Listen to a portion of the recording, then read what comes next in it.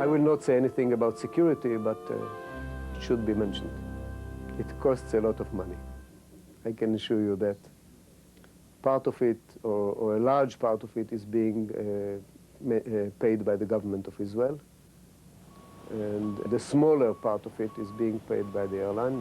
But still, the burden of this smaller portion is quite heavy on us.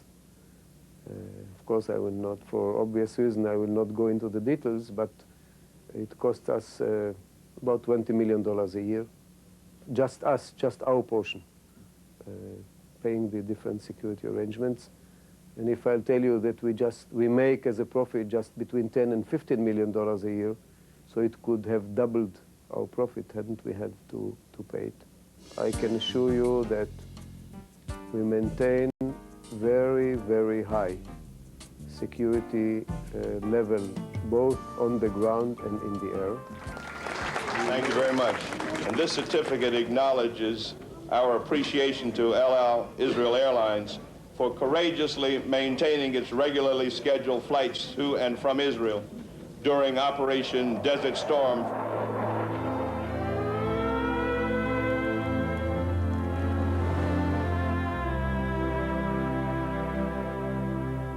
We took different measures, such as staying here at Ben Gurion Airport on the ground for as short as possible period of times, just to disembark and board and put the luggage, take the luggage off and on, refuel and out to go.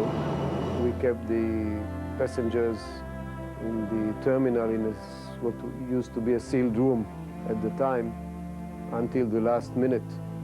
And we brought them into the aircraft in one shot in order to board very fast and leave. We were very proud at the time that we were the only airline to carry on service to and from Israel, because all the other airlines stopped coming in. And it took us a day or two to get organized for that, and afterwards we went on with this for as long as the war lasted, which was about 2 weeks or so. For its participation in the historic Operation Solomon Emergency Airlift that rescued 14,000 Ethiopian Jews and brought them to Israel, where they can live in freedom. I'm very proud because it's a highlight in my career. It is something which I can always remember very proudly to be a part of. Besides, it's mentioned in the Guinness Book of Records as the biggest achievement in air transport.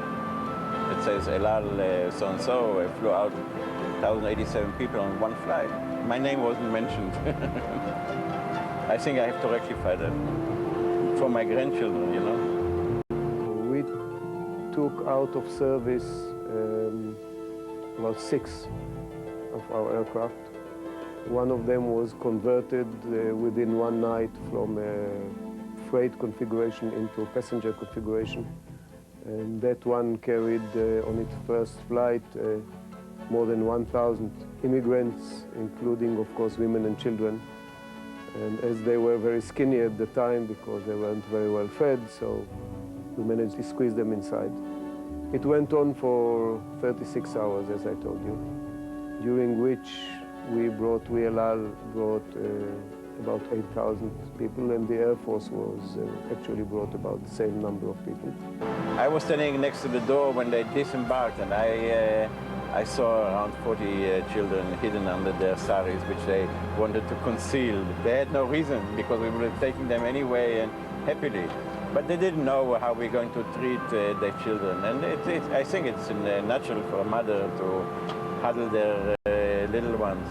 El Al is a national airline. El Al is part of Israel. It is here not only to fly tourists in and out of Israel. This is the commercial side of it. But El Al is a national enterprise. It is here to help in difficult times. The history of El Al is full of mercy flights or airlifts. I think in 1949 or 48, we airlifted thousands of Jews out of Yemen.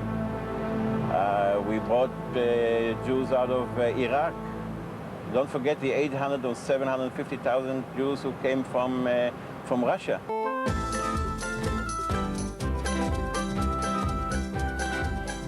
El Al is basically a non-religious airline. And as it carries people to the Holy Land, it identifies itself with the fact that this country is holy for different religions in the world. So as this country is the Holy Land, we are part of it. My greetings also go to the representatives of El Al Airline. So I had the privilege of meeting the Pope for as long as one meets the Pope, which means very short.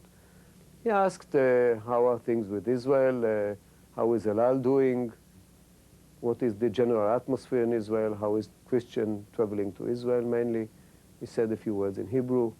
I was told at the time that he speaks quite a few languages, except for Polish and Latin and Italian, of course, but they told me that he reads the Bible in Hebrew.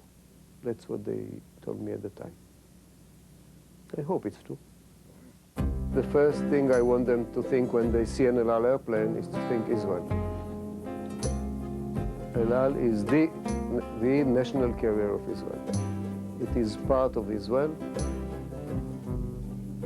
I want somebody like you or like anybody else to get a desire to go and see what Israel is all about.